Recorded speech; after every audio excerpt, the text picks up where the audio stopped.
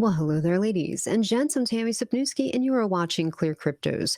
In today's video, we're going to be discussing Tether, which is a stable coin. And the way that I've always understood Tether is that it's currency backed, right? So for every one Tether coin, there should be one physical dollar to back up that Tether coin. It's supposed to be fiat collateralized.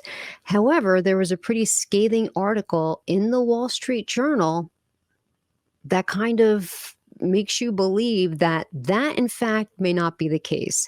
And they're calling for an audit of Tether, an audit so deep and thorough, they said it needs to equate a colonoscopy. So this was a little rattling for me because I do hold a lot of Tether.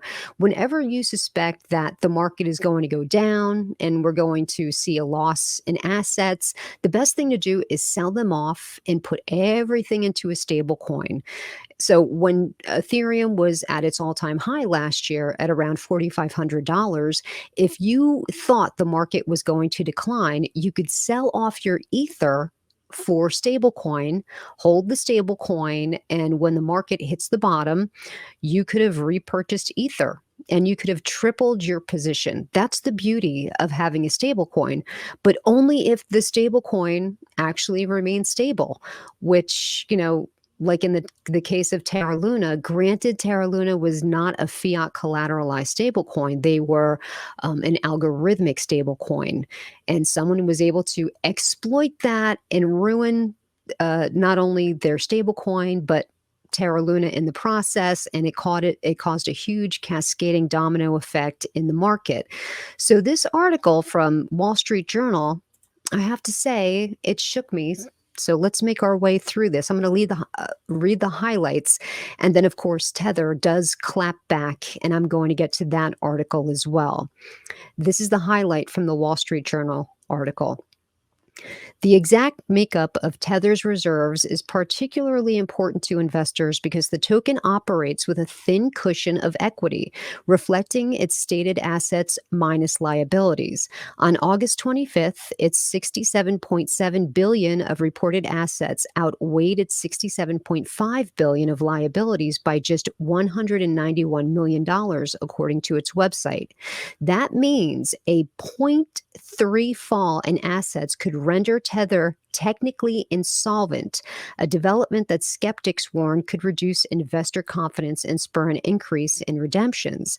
A rather thin margin for error is part and parcel of the one-for-one nature of stablecoins, according to Sean Stein-Smith, an accounting professor at the City University of New York. What matters is the quality of the assets. Now, Tether did, like I said, they did clap back, and let me get to that part of the article where they clap back. And this is from Be Crypto. They had written this. They basically said that, Wall Street Journal basically had no business saying that. And instead of doing audits, what they do is they submit what's known as attestations. So they attest to the fact that they have these assets to back up the stable coin. But is that as good as an audit? I submit to you that it's not. I think that they should have an audit.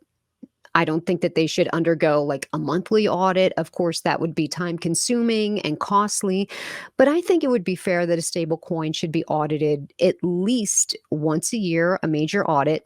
And if they want to submit attestations, they should do so, very particularly, like when USDC, the stablecoin of Circle, and Binance stablecoin, what they do is they submit an attestation, but they submit it pretty thoroughly. They say, okay, this is what we have as far as fiat goes, and the rest, whatever they have. If they have T-bills, which is a treasury bill, a bond, they submit the serial numbers of those treasury bills to let investors know we actually have these, we hold these, we're just not making up the fact that we have treasury bills, we actually have them, which I think is great. And I don't think it's too much to ask Tether that they should do the like. So let me read this. Uncertainty around Tether's reserve dates back to 2016. This is troubling. Scrutiny of Tether's reserves began way before the Terra USD collapse in February 2021. Tether and its sister company Bitfinex paid the New York Attorney General an $18.5 million settlement for allegedly concealing substantial losses of client and corporate funds. Furthermore, an investigation by the Office of the New York Attorney General alleges that Tether lacked reserves to back up its coin, having no known banking relations. Tether has neither confirmed nor denied these findings. In October 2021, the United States Commodities and Futures Trading Commission fined Tether $41 million for telling customers between June 2016 and February 2019 that its reserves were 100% supported by fiat assets. Well, I still believe that. Until I read that Wall Street Journal article, I still believe that. So these dates are even a little off. According to Commodities Watchdog, Tether held only 27.6% of fiat assets required to support the tokens in circulation at the time. Again, the company settled without denying or confirming these allegations. That's the highlight of that. But Tether did clap back with the Wall Street Journal article. In a statement issued on August 30th, 2022, Tether accused the Wall Street Journal of choosing to target Tether and harm its reputation through unsubstantiated claims. The statement claims that Wall Street Journal's criticism of Tether's use of 3 months' worth of T-bills as a reserve asset is unfounded, since U.S. Treasuries have been a safe haven asset globally for many years, and they have, absolutely. As Fortune confirms, U.S. Treasuries are considered almost as safe and as liquid as the U.S. dollar, backing up Tether's claims.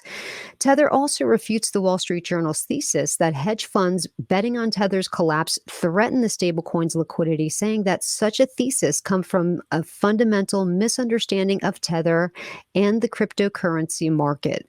So you know what? I think the best way for Tether to kind of clear all of this up would be to undergo a full audit. This way, all of the holders of Tether could have full confidence that, okay, you know what, my money is going to be safe in this stable coin. I hold some Tether, and right now I'm seriously thinking of converting that to USDC, which is owned by Circle. The stable coin is owned by Circle. Because they do submit attestations along with those T-bill numbers, the serial numbers. This way, you know for sure. I mean, it's one thing for a stable coin to say, okay, yes, we have this amount of fiat and we have these T-bills, and that's our attestation. But it would be nice if they could back it up with the serial numbers of the T-bills. That would give me a little more confidence. Well, that's going to do it here for me today, and I will catch you next time on Clear Cryptos. Take care.